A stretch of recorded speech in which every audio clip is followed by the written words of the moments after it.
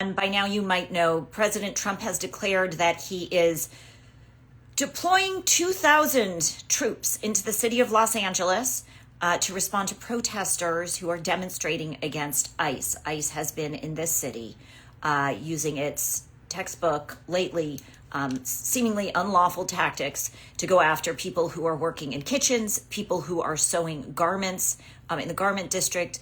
There even is one report that they took a parent out of an elementary school graduation program.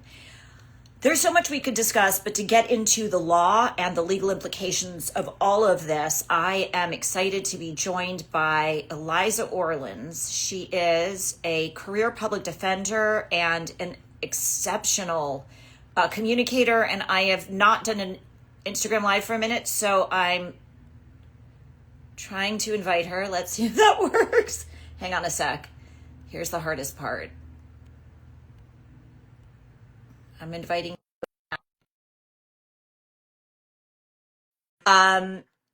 So here's what I know while we're waiting for her to join. Oh, here we are. Hi. Better than Hi. I thought. Okay. Thank you for taking the time. I know it's Saturday night, late in New York. I appreciate this. Of course, of course. I honestly, it's just been so jarring to see what's going on and hearing from all my friends in Los Angeles. And I'm just, I mean, truly, it's terrifying. Terrifying.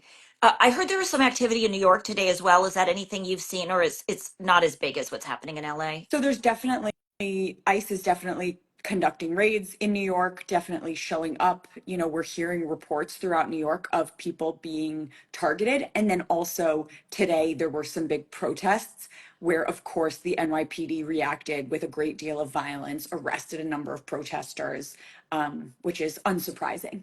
So let me do a quick update about what's happened in LA today, and then I really want to ask your legal take on a lot of this.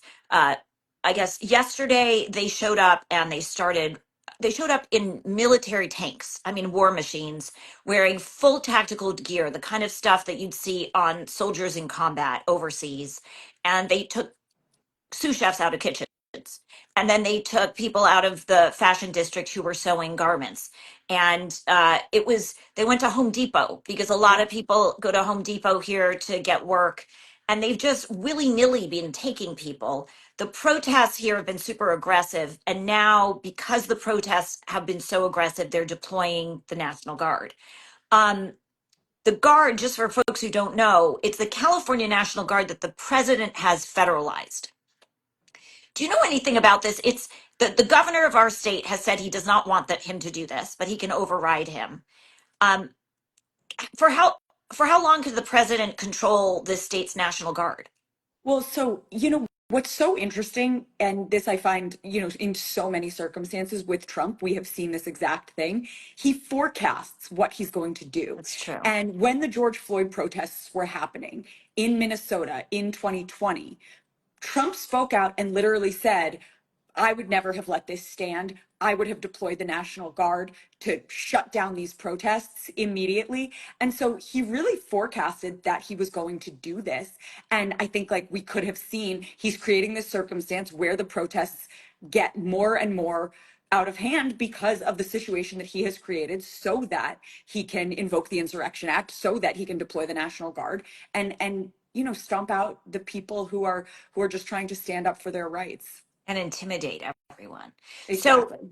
I mean, is this, the point where we could see I, I want to say is this a point at which we could see US citizens shooting other US citizens on domestic ground, you know, uh, but there's of course no way you can know that, and it's a frightening thought. I don't It is. even. And I hope not, but I do think that part of the realization around this is like, this is happening by design. This fear, this chaos, this violence is happening in a way that is completely calculated on the part of this administration in order to, they basically set up a situation where they've been sending in masked ICE agents, people who are unidentifiable. You don't know if it's CBP, if it's ICE, if it's local police forces. You have no idea who these folks are, and they're masked and they're coming in and they're grabbing people from, as you said, Home Depot, from immigration court. We saw in Texas the San Antonio mother being manhandled by three large men as she's shouting, "No, but my children are in school." I mean, it's just horrifying to watch, but like this fear and mistrust and chaos is being absolutely deliberately Yeah. sown. So let me ask you about the law around these things. You mentioned the masks. By the head of ICE said he's allowing them to wear masks to protect their identity. I will point out, I went back and looked. In Germany, the SS did not wear masks; they showed their face. Interesting. So why are they allowed to do this when U.S. protesters sometimes are not? Well, as of now, I think there have been places trying to pass laws on protesters not being allowed to wear masks. But everyone is allowed to wear masks at this point in Okay, time, I'm pretty sure. I know in New York there was a law that they were working on around that, and we're hoping that our governor doesn't sign that into law see. because protesters should be protecting their identities. And I tell people all the time about safety tips with regards to what they should know when they're going out to protest. They should be very careful, you know, in terms of carrying a burner phone and not sharing their location, and certainly not sharing videos with other people who are identifiable in them, because we know that the government is going to target people. But I think that the masking up of these ICE agents is just like another tactic for fear and Yeah, intimidation, you know. And there are people who are ordering on Amazon or on Etsy these fake ICE uh, get us. vests, Yeah. and it's just like it's just they're enjoying this, they're relishing in this, they're, you know, they're creating this culture of fear for anyone who is an immigrant or who even looks like an immigrant. Well, that's the other thing. There obviously it's about an intimidation tactic. It's meant to silence everyone, uh, quash protest, not effectively here at least. Um, but it also creates a really confusing gray zone where people don't actually know who's taking them. I mean, these people are showing up saying I'm ICE, they have a mask on and they don't show a Right. warrant.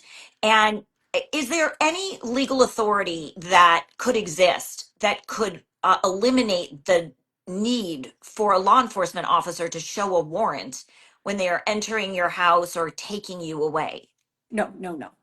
So, I mean, I guess if you're on public grounds, but if they're trying to enter your home, there is never, ever, ever any right for someone to enter your home without not just a warrant, but a judicially signed warrant. So I think that there's like, you know, they're trying to trick people. They're saying, "Oh, trust me, we're not even ICE. We're just here to talk. We just have a question," you know. And I think that what people need to know in order to keep themselves safe is truly that they should not be opening their door for anyone without a warrant that is signed by a judge, slipped under the door first, and maybe not even then at this point, because we don't know what these, you know, ICE officials are capable of at this point. And I think that everyone needs to like really remain silent, make sure they're getting a warrant.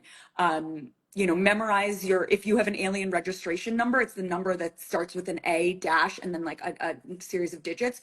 Memorize your alien registration number. Make sure you have phone numbers, you know, written in Sharpie on your arm if you are out, so that you can call a lawyer, call a family member, call a friend if you get that opportunity. You know, I think that right now we have to like think about these processes for people who are unfortunately detained. What can those of us who are not targeted do, especially if we see ICE? Well, I mean, I think that one of the really important things that folks are doing, the folks, you know, who look like us, who have the privilege that we have, we're speaking up, we're showing up, we're talking about this. We are following local organizations and highlighting, you know, the folks who really are on the ground helping people. We're hopefully pointing to bail funds and helping out folks who do get arrested protesting. I think like, you know, calling our representatives always makes a difference, making sure that people know that we don't support the abuse of this, you know, the insurrection act, of this, you know, overstepping of presidential powers, and make sure that you know, we just keep fighting. But it is a dark time right now in our country. Somebody writes in they're going to keep inciting violence so that they can invoke martial law. I know that's a fear that's on a lot of people's Yeah. minds. I'm wondering how we can do the work of documenting this when we see it. And a lot of folks have recorded detentions as they've happened. That's why we know about that woman screaming mis hijos, and why we know about the detentions Hmm. from immigration court. What legal advice would you give to somebody who is watching this happen? Can they, um, you can record on public property. Yes. You, if they order you back, if they order you to put your phone away, do, can they, is that their right? What should we know as law-abiding citizens, or as law-abiding observers, not necessarily citizens, if we want to record a thing and we see an ICE detention, what can we legally do? So listen, on public property, if you are on the street, if you are in public, you have the right to record. You have the right to record the police, you have the right to record ICE agents, you know, federal, it doesn't matter. You have the right to record. However, you can't obstruct. That's what the like law says. Is that your pup? Bruno, sorry, sorry. um, and so, oh, did I my wish light I just, could. that's so funny. My light just went out too. And so you have the right to record, but you can't do so if you are obstructing. And they might tell you that you're obstructing, even if you're actually not, because that's their, you know, I can that's their still see shit, you. You look right? great. Yeah. Oh, I was So like, I'm gonna try and put the light I back know on. Bruno There we was go. not happy about your light. Here, you can see Bruno so that Hi, everybody Bruno. knows who's making the Hi, noise. sweetheart. Okay. Say hi. Oh my Okay. God, look at that sweet face. Um, so if they go out of their way and they tell you you may not, you stop recording, it's Listen, even if you have the right to do something, if they are telling you you are obstructing our official duties by recording, you just have to recognize that you are putting yourself at risk by doing so. Now, I, as a barred attorney, if I were at a place and I were recording, I would, and they said, you're obstructing, I would be very clear. I would be saying, I am recording this. I am standing 10 feet away from you. I am not doing anything wrong. I am not getting in the way of your official duties. Like, and I would be saying those things, but also I am very confident in understanding the law, in standing up for myself. I am also a white woman and I recognize the privilege that comes along with that. And so I think that there are other people, like everyone needs to gauge for themselves what their comfort level is. So I can't tell people what to do, but I can tell them that you have the right to record, and that a lot of these videos are in fact quite helpful in understanding the kind of the magnitude and the nature of what is actually transpiring across the country. And so we are very grateful for the people who are putting themselves at risk even by recording this stuff. and I was told you should shout La Migra so other people know that they're there. Definitely. Um, Definitely. do they consider it a violation of law if you tell people that ICE is coming?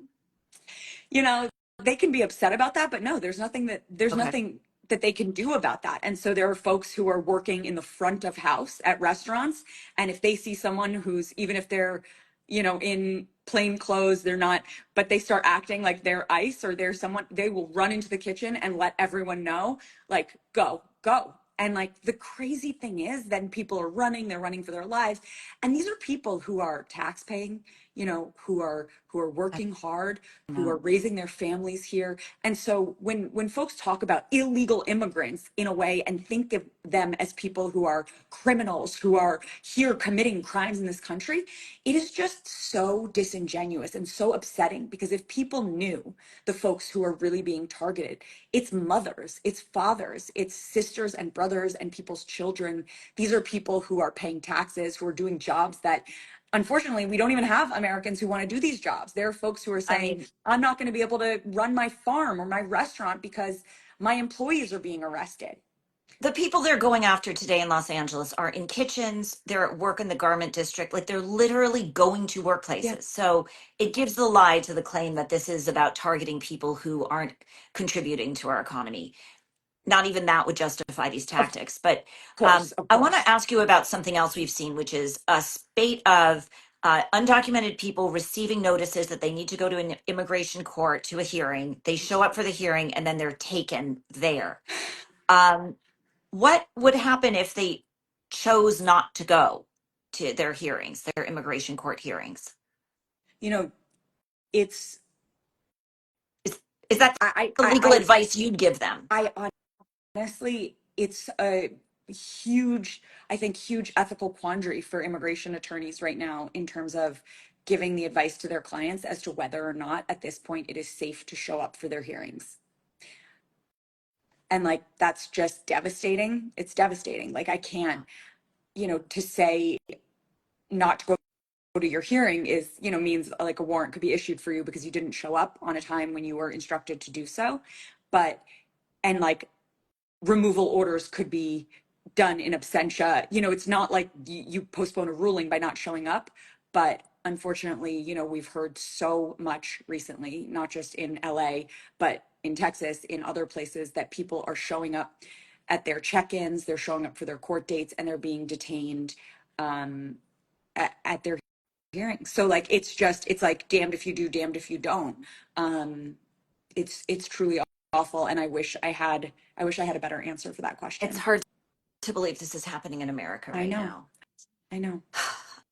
Um, I'm No. looking at images of tanks on the streets in the city. It's just wild. And it's going to be 2,000 National Guards people I know. that are deployed in Los I Angeles. know. I don't know how I this know. I'm ends. like seeing all these things pop up, and it's just unbelievable.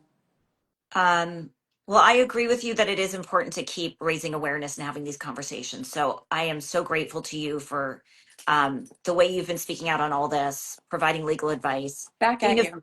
being available on a Saturday night. Out, I think you're probably on your way home from a night out.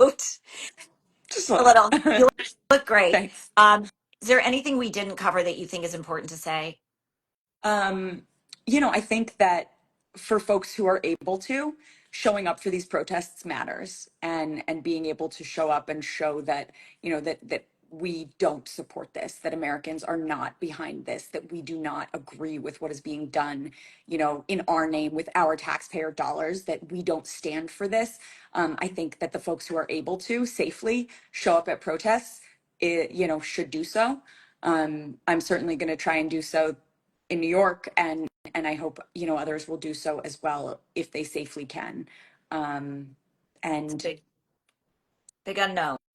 look out for your Yeah, neighbors. Yeah. that is a one thing that I keep hearing when you interview people who've lived in countries who've gone through these things. They say forming neighborhood community networks really matters. To know the people you live around, to have a group that you connect with, um, is important in Yep. these times. So I Yep. take that point. If you ever read stuff about World War II, and you thought to yourself, "Oh wow, I wonder if I would be a person who hid others, or who stood up on behalf of the people who were being taken."